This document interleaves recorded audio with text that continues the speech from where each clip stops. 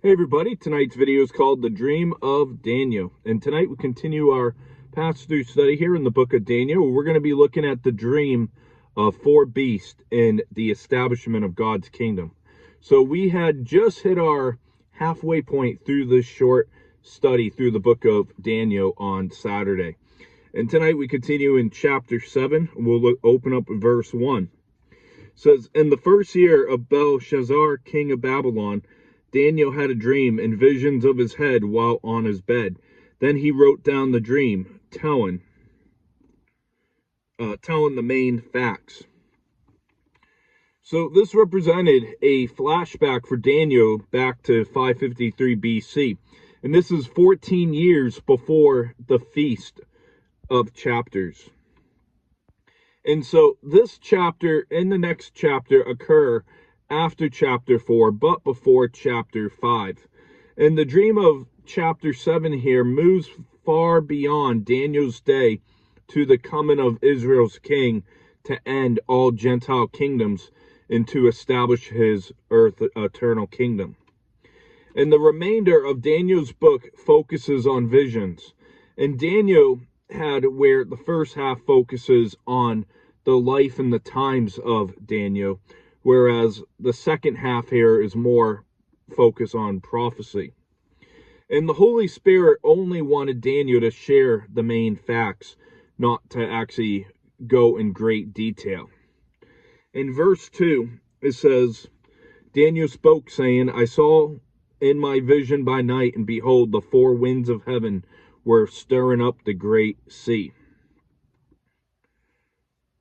So the great sea refers to the Mediterranean, which is much greater in size than other bodies of water in that area of the world.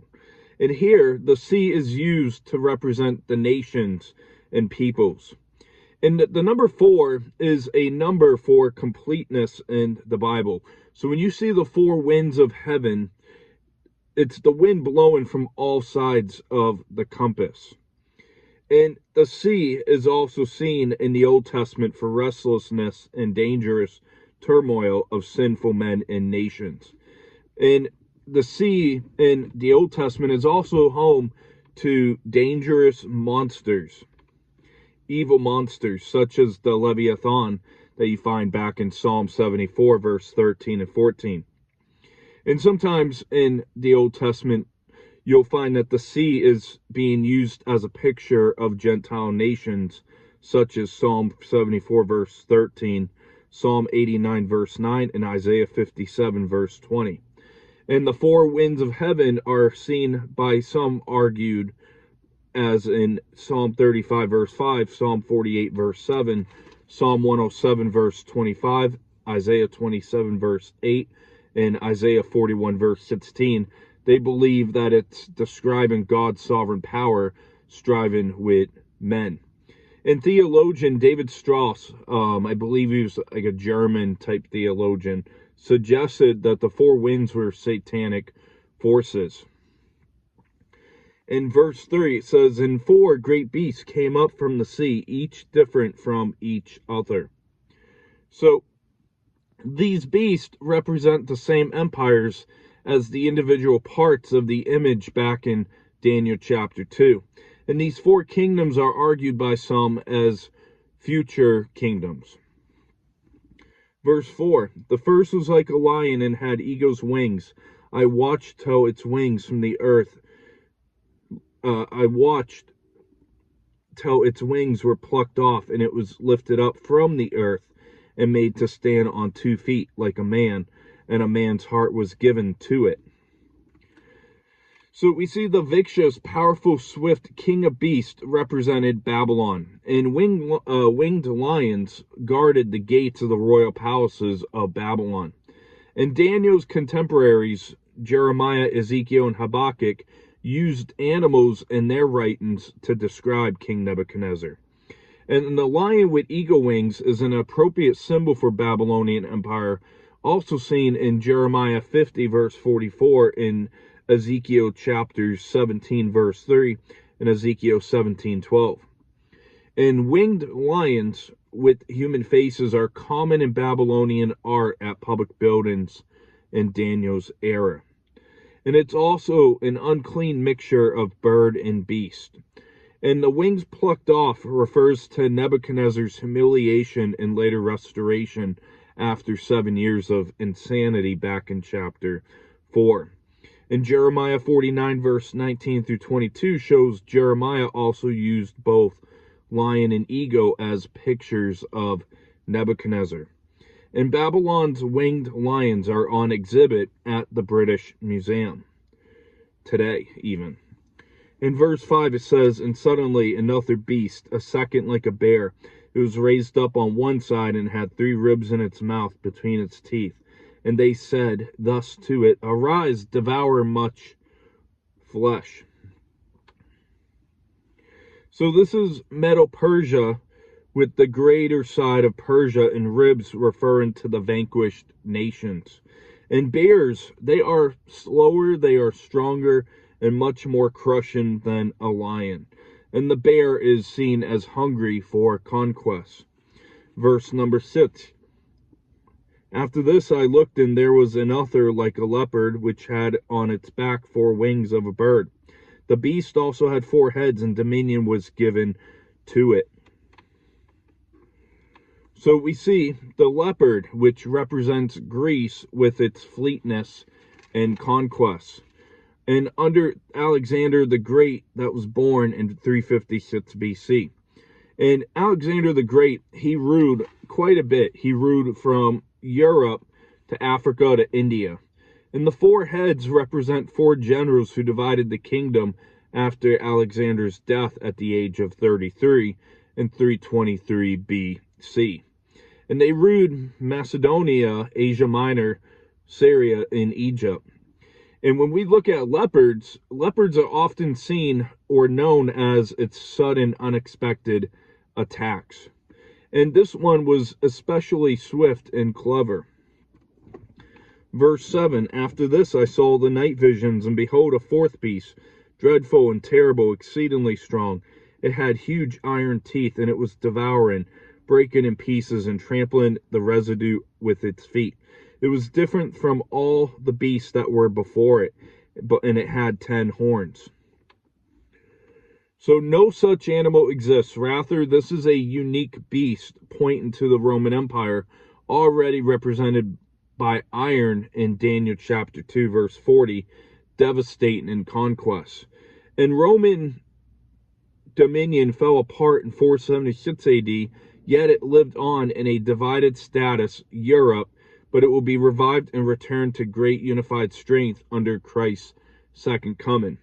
And then it will be compromised of the 10 parts under kings, as we'll see in 11 king, aka for futurists believe the Antichrist. And the 10 horns represent kingdoms or kings. In verse 8, "I was considering the horns, and there was another horn, a little one, coming up among them, before whom 3 of the first horns were plucked out by the roots. And there, in this horn, were eyes like the eyes of a man, and the mouth speaking pompous words." So this describes the rise of the Antichrist. And this beast is human eyes, is like a man, and a mouth speaking, and is proud. Verse 9 and 10, "I watched till thrones were put in place, and the Ancient of Days was seated. His garment was white as snow, and the hair of his head was like pure wool. His throne was a fiery flame, its wheels a burning fire. A fiery stream issued and came forth from him before him. 1,000 thousands ministered to him. 10,000 times 10,000 stood before him. The courts were seated, and the books were opened." And so Daniel's vision flashes forward to the divine throne, from which judgment will come on the 4th kingdom. And the title Ancient of Days occurs in the Bible only in this chapter. And we see his clothing represents radiant purity, while his hair represents the wisdom that comes with great age. And the depiction of God's throne resembles Ezekiel's vision of the throne chariot of God, underlying the theme of judgment as seen in Ezekiel 1, verse 15 through 28. And I know some people are King James only version type people, but I believe in verse 9 that the King James version is not your best translation for verse 9, as it says thrones were cast down. And me, I like the new King James version here, where it says in verse 9, I watched till thrones were put in place. So the New King James Version indicates that the thrones were established, not cast down. And Daniel didn't mention the 24 elders that the Apostle John saw in heaven, likely signifying 24 elders as the church, and the church was an unrevealed mystery to the Old Testament. And the Ancient of Days definitely speaks of God, and though it's debated as God the Father or God the Son. And there's many theologians that believe it's God the Father described with white garments and white hair, stressing the eternal character of God the Father. His throne was fiery flame reminds us of Isaiah 66 verse 15-16, describing God's judgment in terms of fire. And the wheels of burning fire represents the endless activity of God. In Daniel, he describes the innumerable number of angels surrounding God's throne and humanity standing before God in judgment. And the books opened could mean and or the book of the living, as seen in Psalm 69 verse 28, the book of remembrance from Malachi 3:16, or the book of life that you find in the New Testament. Personally, me, I hold that verse 9 and 10 speaks of Jesus, the God the Son. And the reason why is because I believe it matches up with John's writing on Jesus coming in white on the white horse and all that. In verse 11 and 12 says, I watched then because the sound of the pompous words which the horn was speaking. I watched till the beast was slain and its body destroyed and given the burning flame. As for the rest of the beasts, they had their dominion taken away, yet their lives were prolonged for a season and a time. So here's a reference to the fourth beast headed up by the little horn, aka Antichrist. And he'll be destroyed at Christ's second coming, the smashing of the stone as seen in Daniel 2:35 and Daniel 2:45. And the rest of the beast speaks of the earlier three beasts, or the three empires of chapters 2 and chapter 7 here. And each successively lost its chief dominance when it was conquered in history. Yet each was combined into the empire that gained its ascendancy and survived in its descendants. And as the second advent draws near, all three empires and their descendants will be part of the Roman phase in its final form. And survival won't be possible for the final and revised phase of the fourth empire after Christ's second coming, for catastrophic devastation will utterly destroy it, and Christ's kingdom will replace it. Verse 13-14, I was watching in the night visions, and behold, one like the Son of Man coming with the clouds of heaven. He came to the Ancient of Days, and they brought him near before him. Then to him was given dominion and glory and a kingdom, and all peoples, nations, and languages should serve him. His dominion is an everlasting dominion, which shall not be passed away, and his kingdom the one which shall not be destroyed. So the Messiah Christ is the Son of Man. And he often designated himself by the phrase here, according to the Gospel of Matthew, and we'll touch on just a part of it in today's wrap-up. And the clouds of heaven is seen again in the book of Revelation. And here the Son of Man is distinct from the Ancient of Days, or Eternal One, the Father, who will crown him for the kingdom as seen in Daniel 2:44.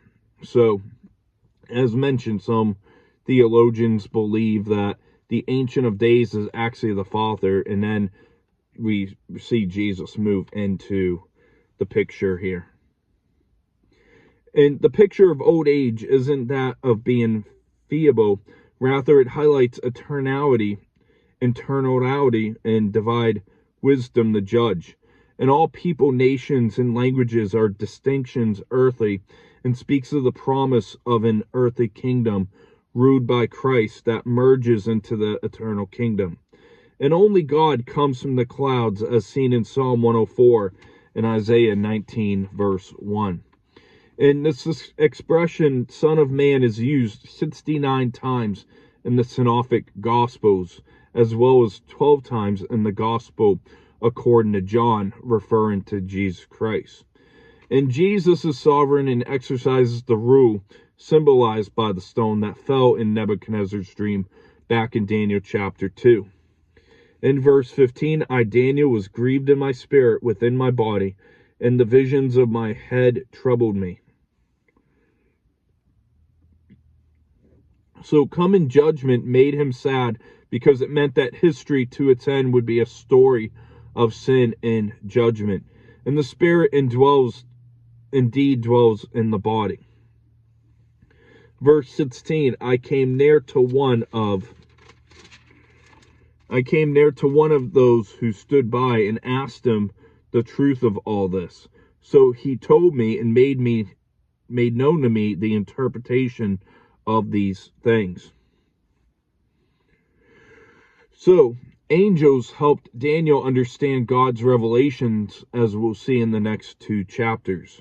And the empires depicted by the lion, the bear, the leopard, and bizarre animal are Babylon, Medo-Persia, Greece, and Rome.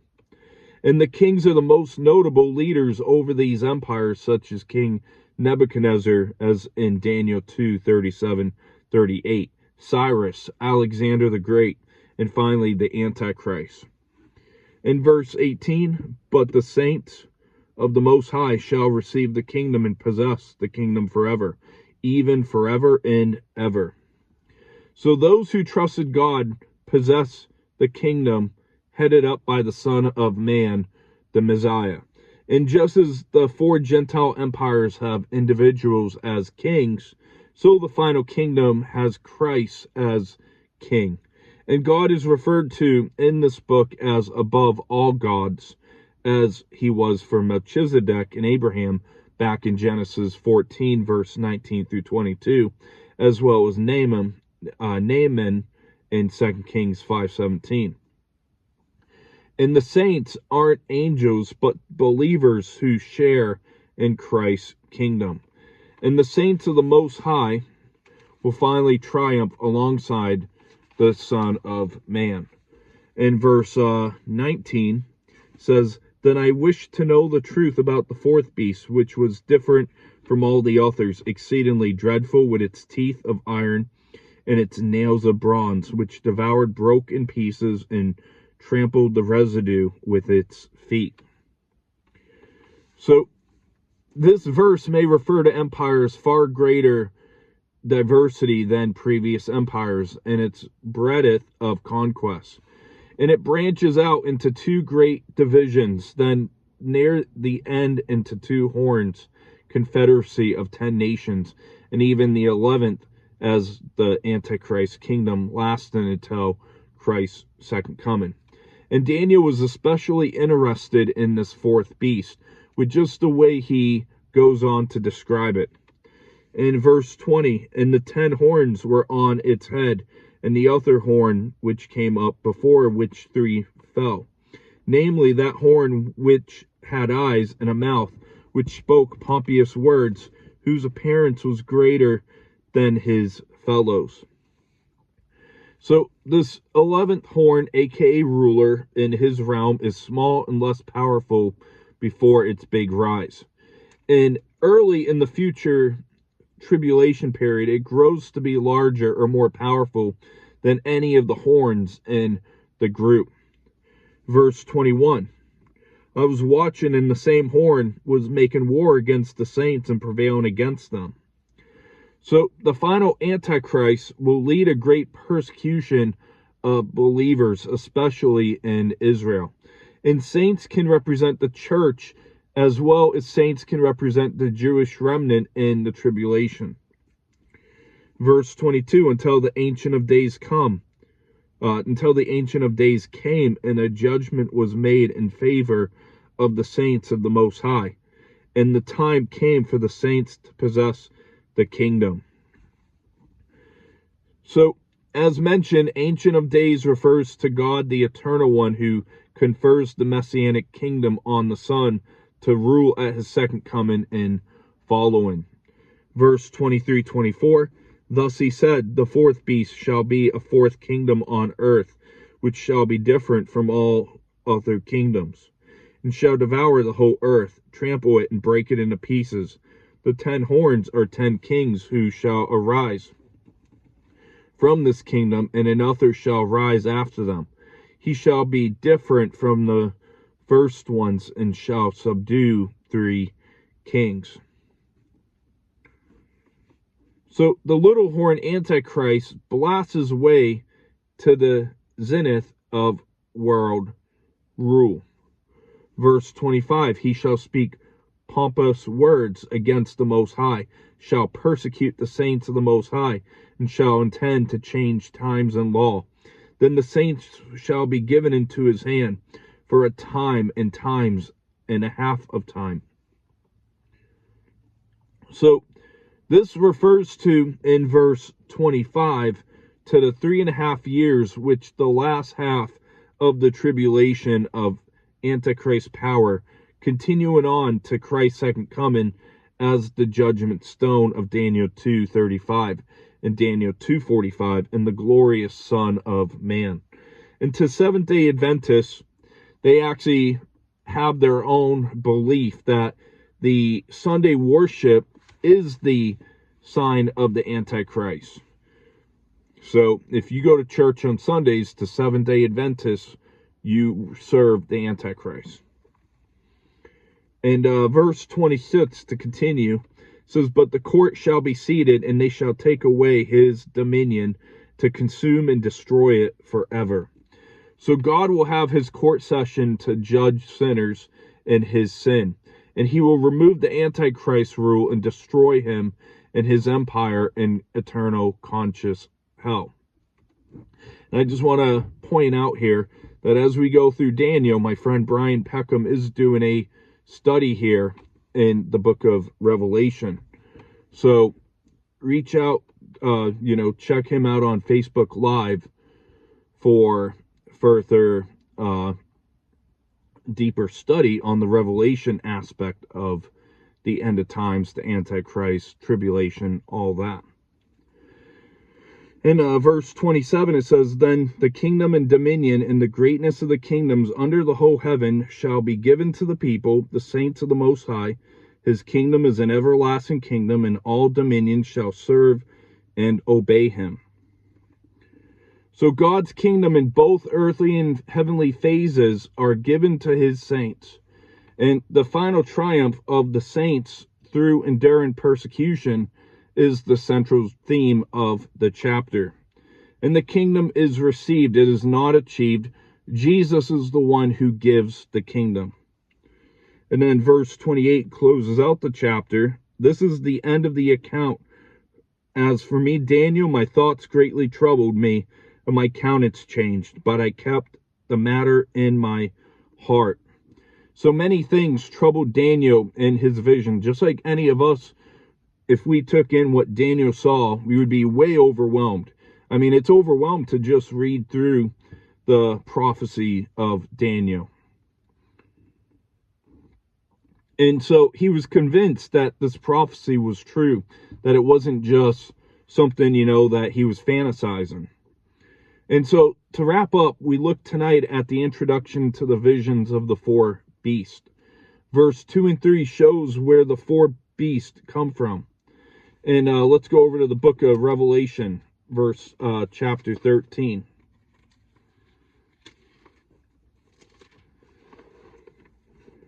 So Revelation chapter 13, we'll look at verse 1.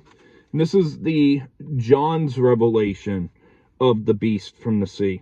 It says, then I stood on the sand of the sea, and I saw a beast rising up out of the sea, having 7 heads and 10 horns, and on his horns 10 crowns, and on his heads a blasphemous name.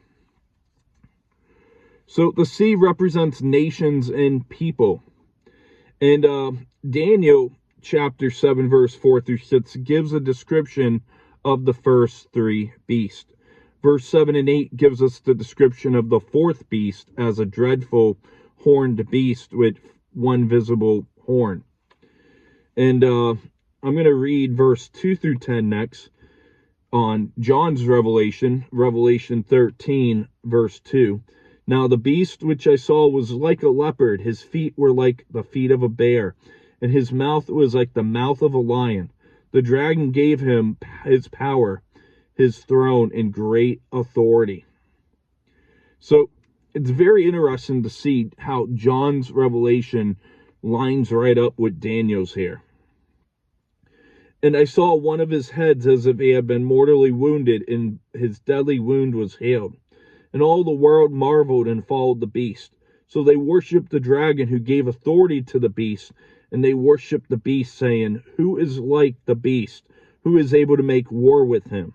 And he was given a mouth speaking great things and blasphemies, and he was given authority to continue for 42 months. Then he opened his mouth in blasphemy against God, to blaspheme his name, his tabernacle, and those who dwell in heaven.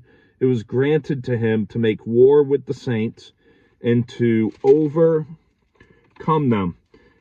So we see the Antichrist in John's revelation persecutes the Jews. And authority was given to him over every tribe, tongue, and nation. All who dwell on the earth will worship him, whose names had not been written in the book of life of the Lamb slain from the foundation of the world. If anyone has an ear, let him hear. He who leads into captivity shall go into captivity. He who kills with the sword must be killed with the sword. Here is the patience and the faith of the saints. Let's also check out 2 Thessalonians chapter 2.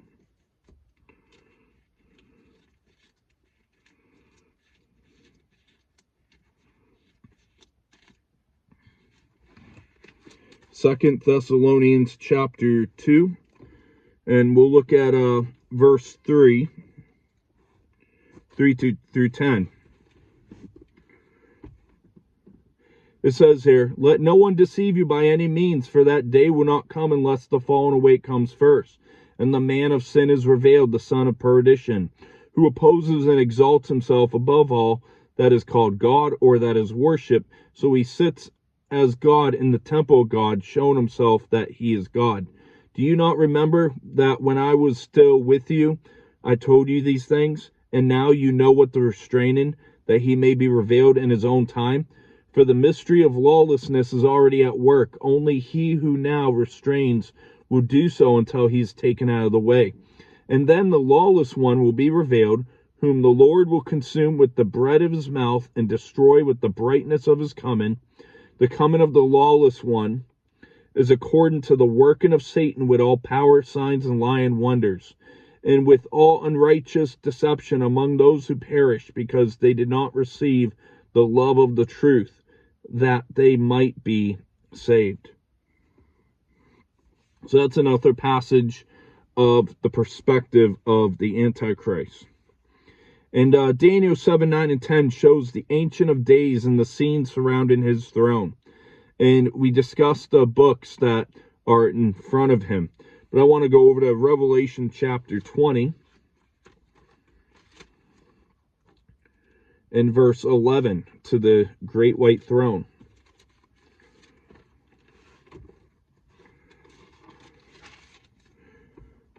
So Revelation 20, verse 11 through 15. Then I saw a great white throne, and him who sat on it, and from whose face the earth and the heavens fled away. And there was no place for them. And I saw the dead, small and great, standing before God. And the books were opened, and another book was opened, the book of life. And the dead were judged according to their works by the things which were written in the books.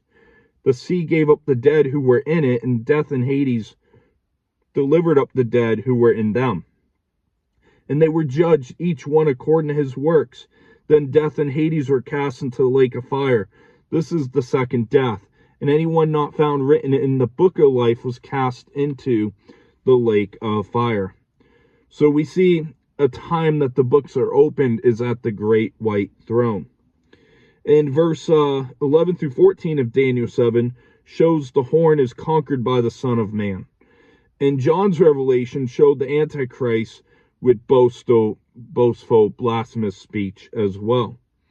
And we talked about the Son of Man and how Jesus took on the title of Son of Man. Let's go over to Matthew chapter 26.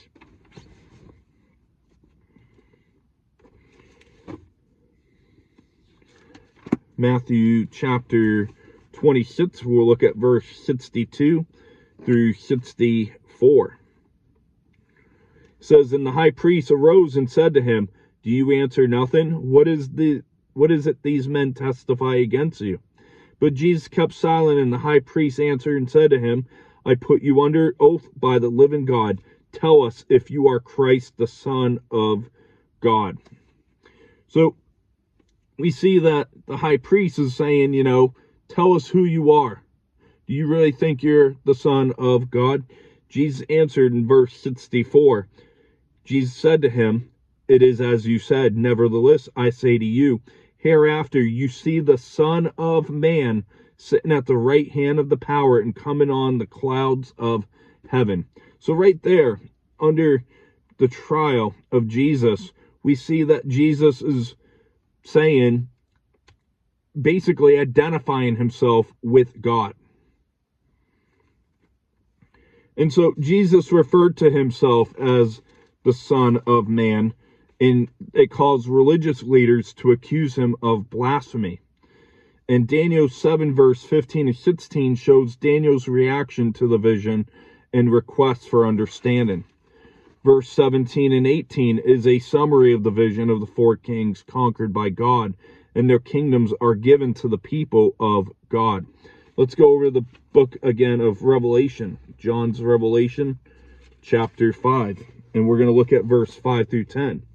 It says, but one of the elders said to me, do not weep. Behold, the Lion of the tribe of Judah, the root of David, has prevailed to open the scroll and to loose its 7 seals. And I looked, and behold, in the midst of the throne and of the 4 living creatures, and in the midst of the elders, stood a lamb as though it had been slain, having 7 horns, 7 eyes, which are the 7 spirits of God, sent out into all the earth. And then he came and took the scroll out of the right hand of him who sat on the throne.